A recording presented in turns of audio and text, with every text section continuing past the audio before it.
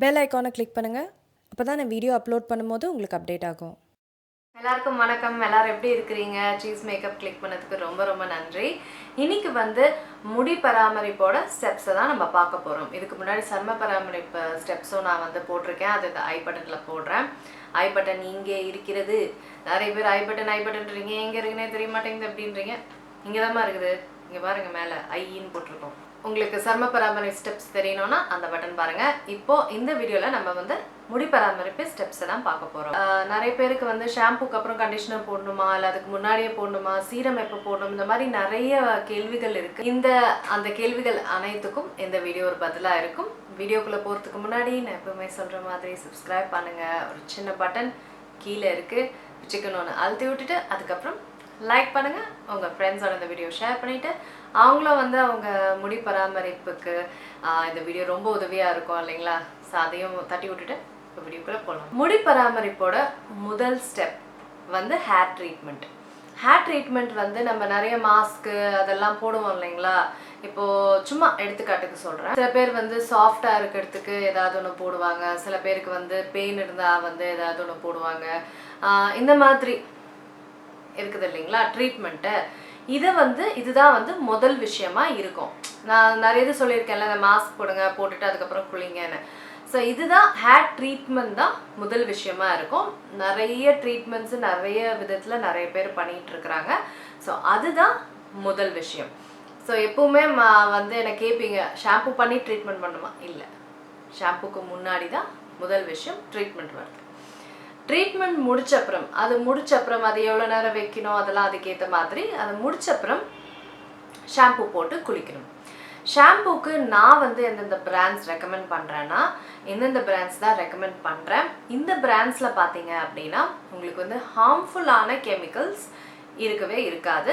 Sulphates, parabens, SLS இந்த மாதிரிலாம் சில ஹார்ம்ஃபுல் கெமிக்கல்ஸ் இருக்குது. அதெல்லாம் இல்லாத பிராண்ட்ஸ் இது, ஆயுர்வேதிக் பிராண்ட்ஸ் இது.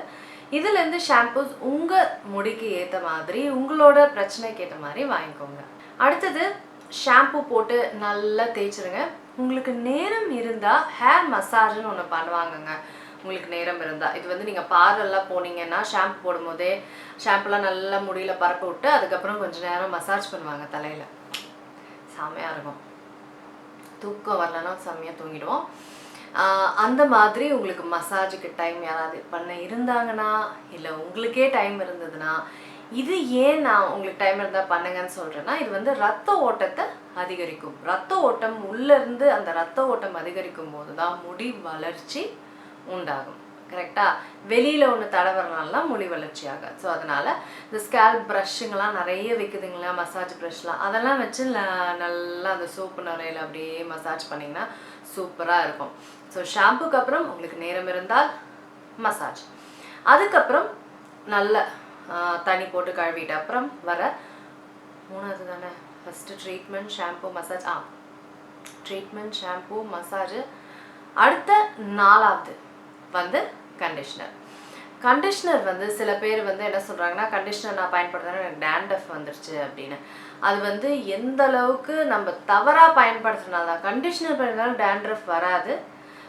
ரொம்ப ரொம்ப வாய்ப்புகள் ரொம்ப ரொம்ப கம்மி. ஸோ அதனால் கரெக்டாக பயன்படுத்துனீங்கன்னா கண்டிப்பாக வர வாய்ப்புகள் ரொம்ப கம்மி. எப்படி பயன்படுத்துறதுன்னு நான் சொல்கிறேன். நாலாவது ஸ்டெப், ஷாம்பு நல்லா கழுவிடணுங்க. எந்த ஒரு ஷாம்பு எதுவும் தலையில் இருக்கக்கூடாது. நல்லா தண்ணி போட்டு கழுவிடுங்க. கழுவிட்ட அப்புறம் கண்டிஷ்னர் ரொம்ப எடுத்துக்காதீங்க.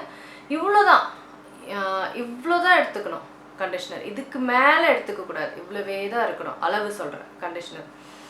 கண்டிஷ்னர் எடுத்துட்டு இந்த மண்டையில் படாமல், ஸ்கேல்பில் மண்டையில் படாமல் எல்லா இடத்துலையும் கண்டிஷ்னர் நல்லா பரப்பி விட்டுட்டு ஒரு 15 நிமிஷம், உங்களுக்கு மேக்ஸிமம் சொல்கிறேன், 5 நிமிஷம் கூட வைக்கலாம். ஆனால் 15 நிமிஷம் உங்களுக்கு டைம் இருந்தால் சூப்பர் தான். 5லேருந்து 15 நிமிஷம் நீங்கள் இந்த நேரத்தில் கண்டிஷ்னர் போட்டுக்கலாம்.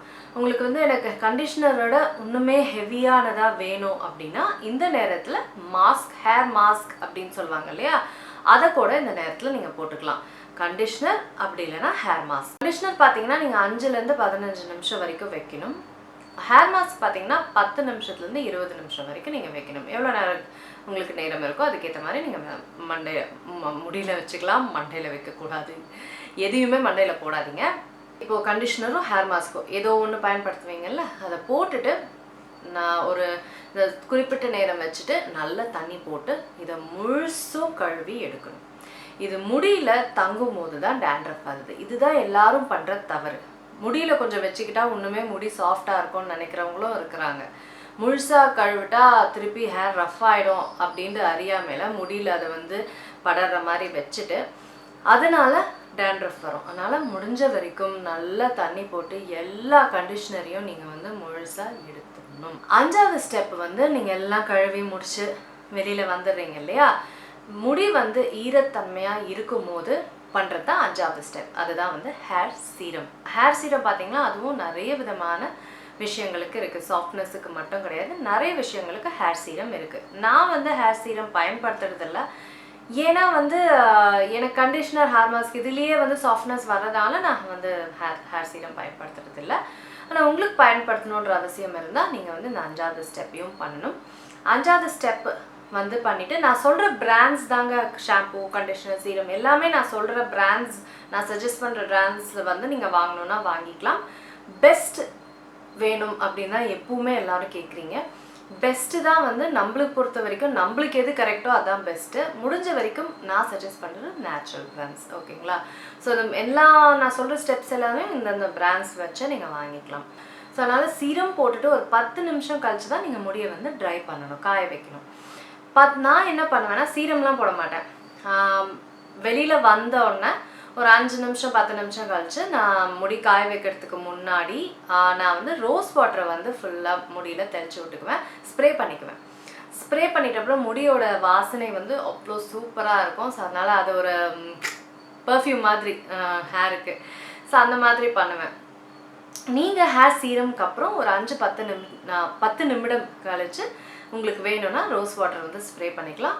அதுக்கப்புறம் தான் நீங்கள் முடியை காய வைக்கணும். நான் எப்படி காய வைப்பேன் அப்படின்னா ஃபேன் காற்றுல தான் காய வைப்பேன். நிறைய விதத்தில் காய வைக்கலாம். ப்ளோ ட்ரையர் இருக்குது, ஃபேன் காற்று இருக்குது, சூரியன் இருக்காரு, அதுக்கப்புறம் சாம்பிராணி புகையும் இருக்குது. இந்த மாதிரி எந்த விதத்துலையும் நீங்கள் பண்ணலாம். நான் ஃபேன் காற்றுல காய வைப்பேன். அடுத்தது நீங்கள் ப்ளோ ட்ரை பண்ண போகிறீங்க, ஹீட் டூல்ஸ் ஏதாவது நீங்கள் பயன்படுத்த போகிறீங்க, styling tools, flow dryer, straightener, curler, எந்த ஹீட் டூல்ஸ் நீங்கள் பயன்படுத்த போகிறீங்கனாலும் ஒரு ஹீட் ப்ரொடெக்டன்ட் ஸ்ப்ரே எப்பவுமே பயன்படுத்திட்டு பண்ணுங்கள்.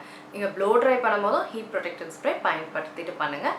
உங்களுக்கு டேமேஜ் கம்மியாக ஆகும். நான் டோனியன் கை ரெக்கமெண்ட் பண்ணுறேன். அதுக்கப்புறம் இந்த இதுவும் ரெக்கமெண்ட் பண்ணுறேன். அடுத்தது ஒரு நாள் கழிச்சு உங்கள் முடியோ இல்லை இந்த வேறு இடத்துல உங்களுக்கு ட்ரை ஆகிடுச்சுன்னா இந்த மாதிரி லீவ் இன் கண்டிஷ்னர்ஸ் கூட நீங்கள் பயன்படுத்தலாம்.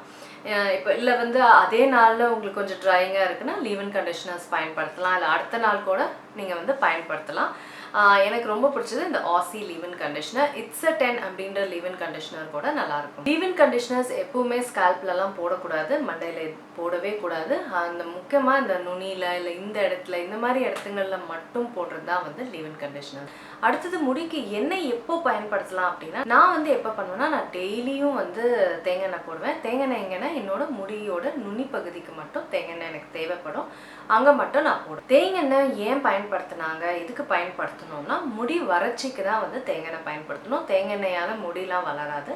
முடியோட வறட்சி இல்லாமல் ஸ்பிளிட்டன்ஸ் இல்லாமல் உங்களுக்கு இருக்கணும்னா தேங்காய் எண்ணெய் பயன்படுத்திட்டே இருக்கலாம். ஸ்பிளிட்டன்ஸ் எப்படி சரியாகுதுன்னு நான் வீடியோ போட்டிருக்கேன், அந்த ஐ பட்டனில் பாருங்கள். நான் முன்னாடியே சொன்ன மாதிரி ஆரம்பத்தில் ஹேர் ட்ரீட்மெண்ட். ஸோ ஸ்பிளிட்டன்ஸ்க்கு நீங்கள் ட்ரீட்மெண்ட் பண்ணணும்னா அதை போட்டுட்டு அப்புறம் ஷாம்பு அது மாதிரி வரணும். கண்டிப்பாக கேட்பீங்க இவ்வளோ ஸ்டெப்ஸ் இருக்கே எல்லாத்தையும் பண்ணியே தான் ஆகணுமான்னு. உங்கள் வறட்சியும் உங்கள் எந்த அளவுக்கு உங்கள் முடி வறட்சியாக இருக்குது, எந்த அளவுக்கு உங்கள் முடி பாழாக போயிருக்கு, டேமேஜ் ஆகிருக்கோ அந்த அளவுக்கு தான் ட்ரீட்மெண்ட் இருக்கும். ஸ்டார்டிங்கில் பார்த்தீங்கன்னா நீங்கள் ரொம்ப வறட்சி ரொம்ப டேமேஜ் இருந்தால் ஸ்டார்டிங்கில் எல்லாமே பண்ணுற மாதிரி தான் வரும். அதுக்கப்புறம் போக போக உங்கள் முடியே நல்லா மாறும்போது நீங்கள் முக்கால்வாசி ஷாம்பூ கண்டிஷனரோடு நிறுத்திக்குவீங்க. மற்றபடி இதெல்லாம் பயன்படுத்தி ஆகணும். ஹீட் ப்ரொடெக்டன்ட் ஸ்ப்ரேலாம் நீங்கள் ஹீட் டூல்ஸ் பயன்படுத்துகிறீங்கன்னா சரிங்க. அவ்வளோதாங்க. இதுதான் முடியோட பராமரிப்பு. உங்களுக்குலாம் இந்த வீடியோ பயனுள்ளதாக இருக்கும்னு நினைக்கிறேன். உங்கள் கேள்விகள் எல்லாத்துக்கும் நான் பதில் சொல்லிட்டேன்னு நினைக்கிறேன். வேறு ஏதாவது இருந்தாலும் கண்டிப்பாக எனக்கு கீழே கேளுங்க. நான் உங்களை சீக்கிரமாக அடுத்த வீடியோவில் சந்திக்கிறேன். வணக்கம்.